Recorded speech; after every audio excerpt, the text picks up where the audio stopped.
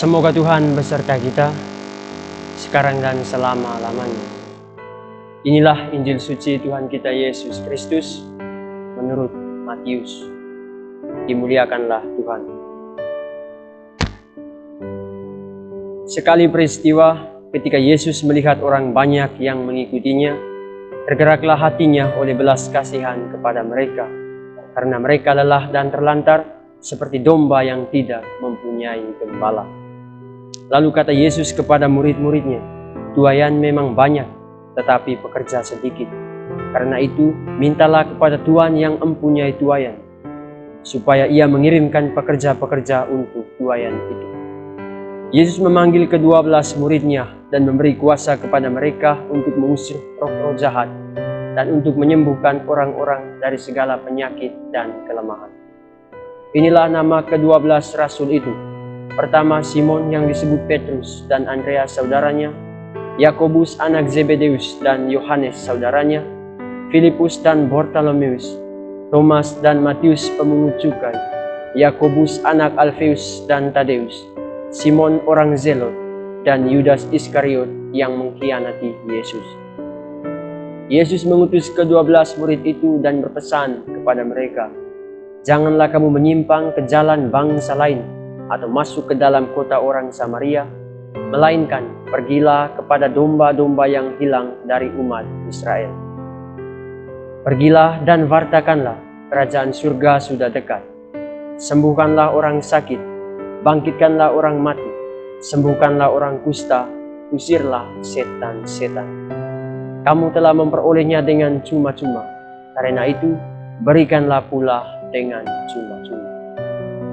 Demikianlah sabda Tuhan. Terpujilah Kristus.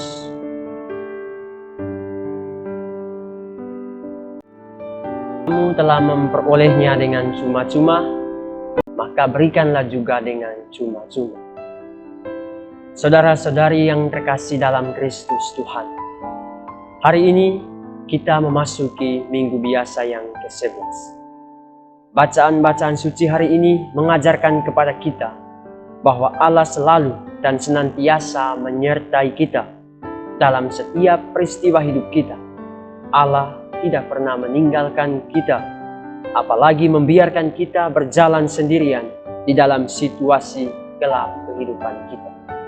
Allah selalu memberikan terang kepada kita, dan karena itulah Allah menganugerahkan kasih-Nya itu melalui putranya kepada kita secara cuma-cuma. Saudara-saudari yang terkasih dalam Kristus Tuhan, dalam bacaan pertama hari ini yang diambil dari kitab Keluaran, di mana bangsa Israel bersama dengan Musa sedang berkemah di padang gurun Sinai. Kita tentu tahu bagaimana gambaran atau situasi padang gurun. Pastinya panas, tidak ada pohon-pohon dan lain sebagainya.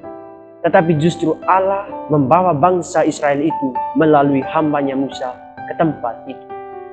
Mengapa Allah membawa bangsa Israel ke padang gurun Sinai? Karena Allah tahu bahwa bangsa Israel itu adalah bangsa yang kuat, bangsa pilihannya sendiri. Dengan peristiwa itu, Allah mau menunjukkan kepada bangsa Israel tentang kasih-Nya yang begitu besar kepada mereka. Allah membawa mereka ke tempat gurun itu agar supaya mereka sadar akan kasih Allah terhadap mereka.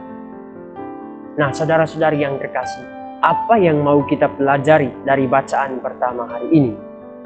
Yakni yang pertama, bagaimana kita sebagai orang-orang yang percaya kepada Allah itu benar-benar percaya bahwa Ia tidak pernah meninggalkan kita, melainkan Ia selalu menyertai kita dalam setiap rutinitas hidup kita. Rasul Paulus dalam bacaan kedua pada hari ini juga mengatakan kepada kita bahwa jika kita diperdamaikan dengan Allah oleh kematian anaknya, apalagi oleh hidupnya, pasti kita akan diselamatkan. Ini mau mengatakan bahwa kasih Allah itu tak terbatas kepada kita. Bahkan dikatakan tadi, sampai Ia menyerahkan anaknya untuk menebus dosa-dosa kita.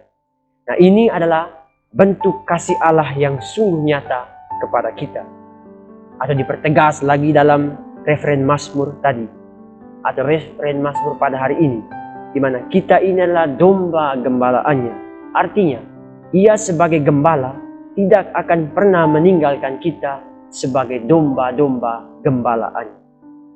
Saudara-saudari yang terkasih dalam Kristus Tuhan, narasi suci hari ini juga mengajarkan tentang bagaimana Yesus mengutus ke-12 muridnya untuk menjalankan suatu misi yang sangat besar, yakni mewartakan kerajaan Allah kepada bangsa-bangsa.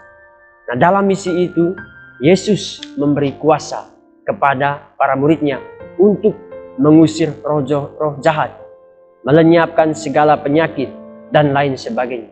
Nah, ini adalah bentuk kepercayaan Allah kepada para muridnya, yang mana kepercayaan itu diwarnai dengan kasih Allah yang tanpa batas.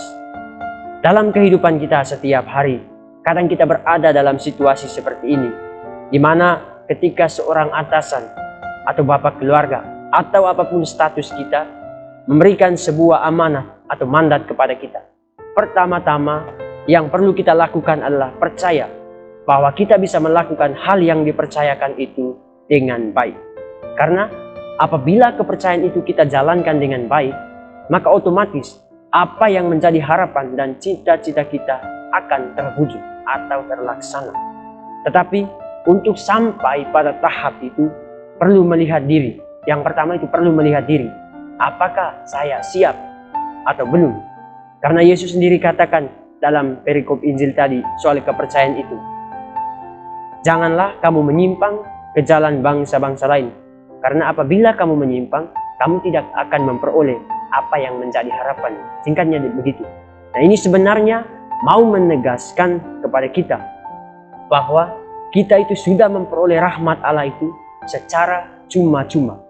Maka kita pun wajib mewariskan kasih Allah itu kepada sesama kita secara cuma-cuma pula. Sehingga apa yang dikatakan dalam kitab Keluaran pada bacaan pertama hari ini terwujud, yakni kamu akan menjadi bagiku kerajaan imam dan bangsa yang kudus.